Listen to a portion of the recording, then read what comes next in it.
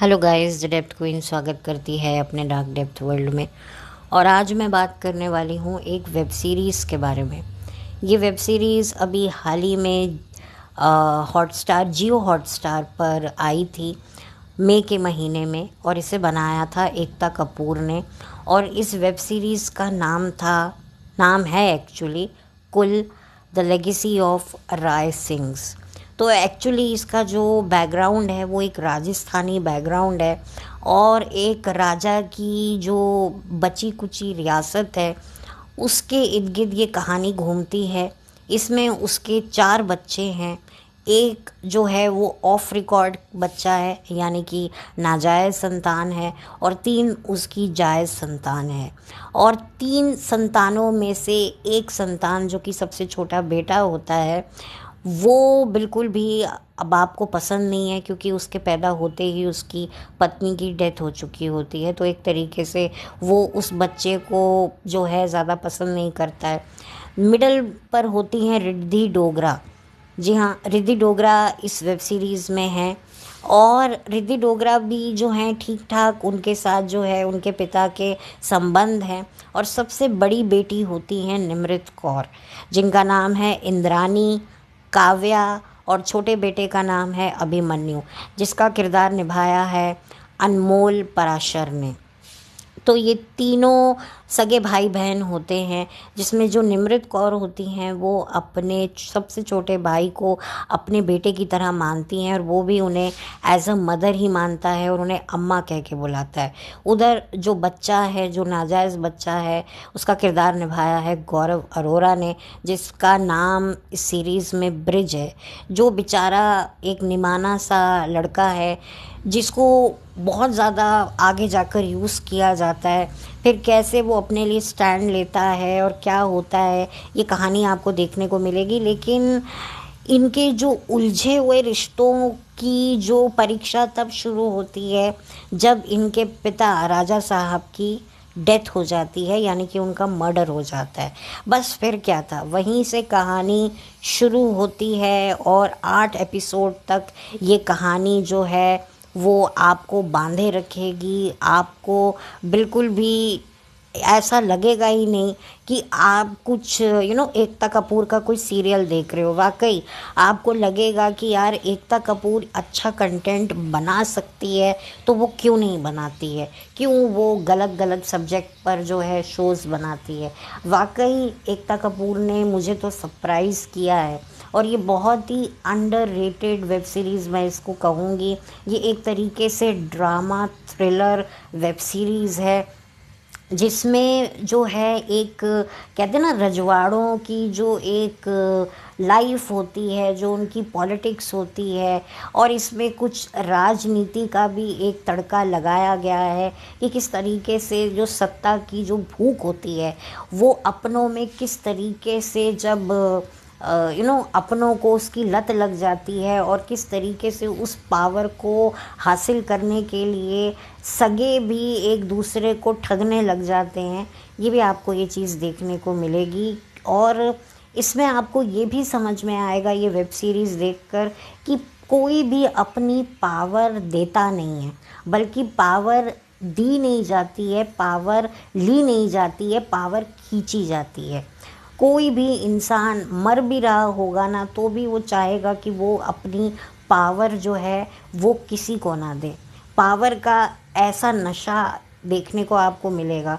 ये जो पावर होती है ना, ये मतलब जो हम धूम्रपान या दूसरे तरह का नशा करते हैं ना, उससे भी ज़्यादा ख़तरनाक होती है। और इस पावर को बरकरार रखने के लिए कोई भी रास्ता इख्तियार हो तो लोग करते हैं, और ये बहुत बड़ी सच्चाई है। और आप लोगों ने भी देखा होगा कि राजनीति में किस तरीके से लोग पावर के लिए लड़ जाते हैं, भिड़ जाते हैं, और क्या क्या करने पर उतारू हो जाते हैं। उनके अंदर क्या चल रहा होता है, क्या क्या करने का वो सोच रहे होते हैं, किस हद तक उनको गुजर जाने का ख्याल होता है इस पावर को पाने के लिए।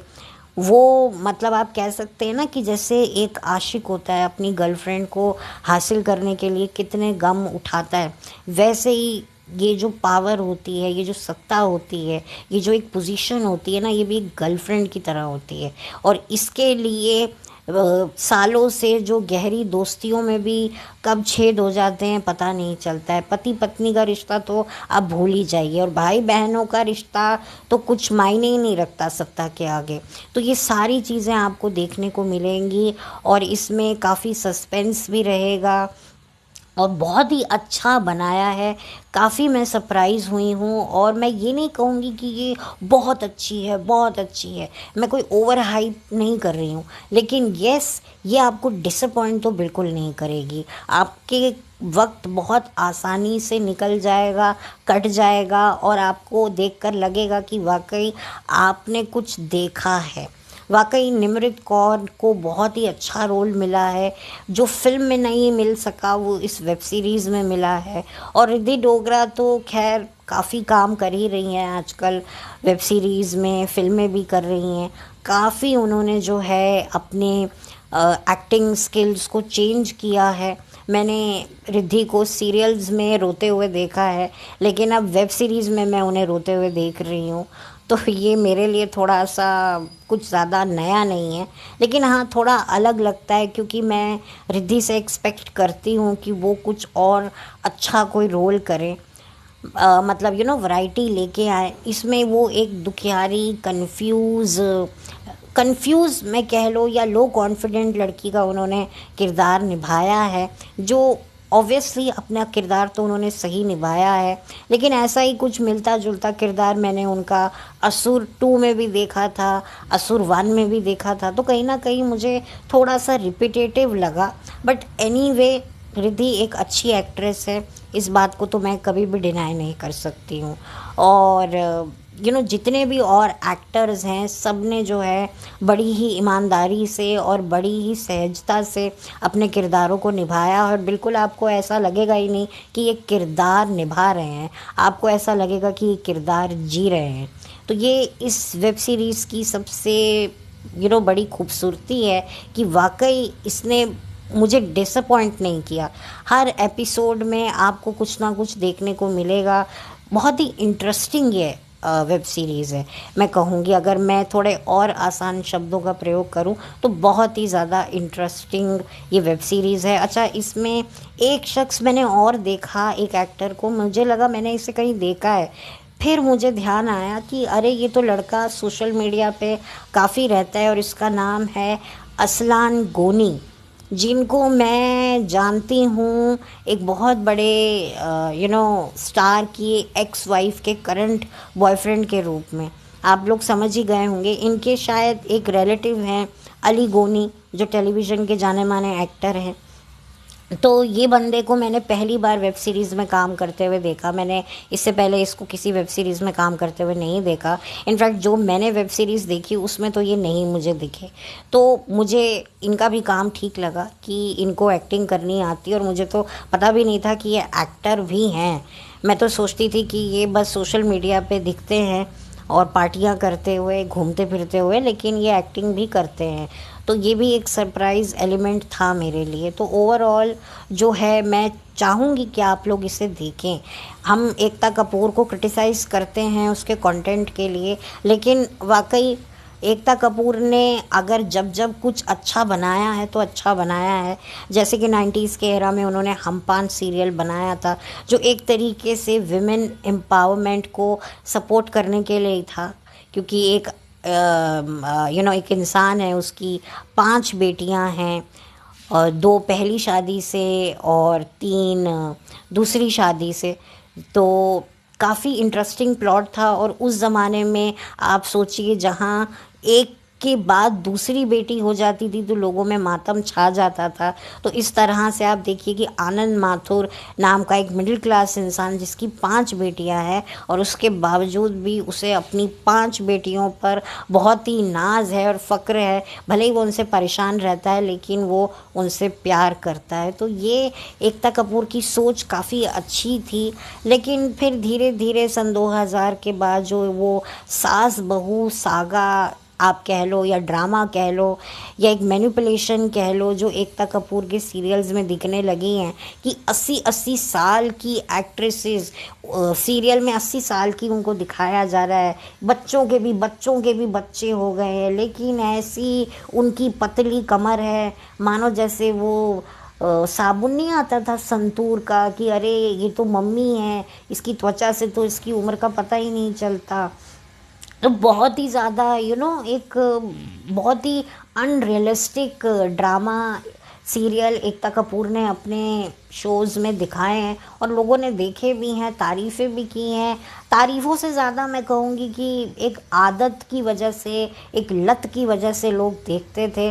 पसंद तो खैर नहीं करते थे, लेकिन क्योंकि एक कनेक्टिविटी थी, क्योंकि कोई और सोर्स ऑफ एंटरटेनमेंट होता नहीं था उस वक्त पे, सिनेमा लोग जा नहीं सकते थे।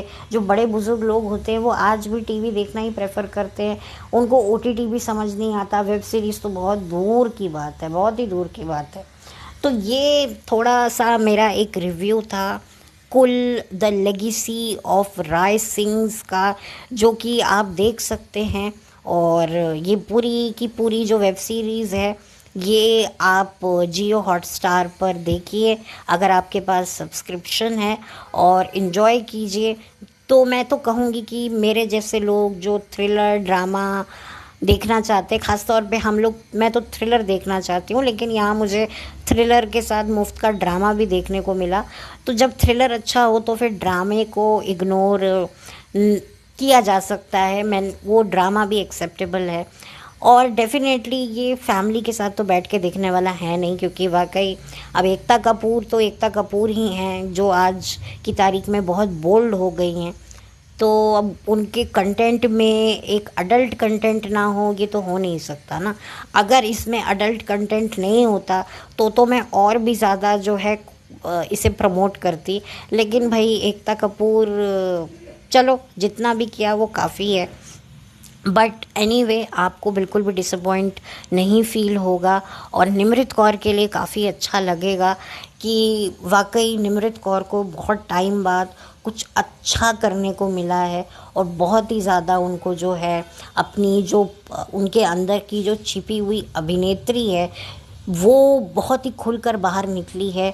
और आपको कहीं ना कहीं किसी न किसी किरदार से सहानुभूति भी होगी, ख़ास तौर पे निमृत के किरदार से आपको कभी सहानुभूति होगी, कभी लगेगा कि ये औरत बेवकूफ़ है जो किस तरीके से अपने भाई को, जिसको उसने बच्चे की तरह पाला है, उसके लिए आपको वो बायस भी लगेगी। और रिद्धि के कैरेक्टर से आपको समझ में नहीं आएगा कि इसका कैरेक्टर का हम क्या नाम दें, इसकी पर्सनालिटी को हम क्या नाम दें, बट स्टिल आप बंधे रहेंगे। और अगर आप किसी चीज़ से बंधे हुए हैं और जेन्युइनली, ऐसे नहीं कि आप लत की वजह से बंधे हुए हैं, कि वाकई भाई उसमें कोई बात है, तो वो एक बहुत बड़ा मुझे लगता है कॉम्प्लीमेंट होता है। और जो मुझे इस वेब सीरीज़ को देखकर लगा कि वाकई ये वेब सीरीज़ जो है वो उसमें बात तो है।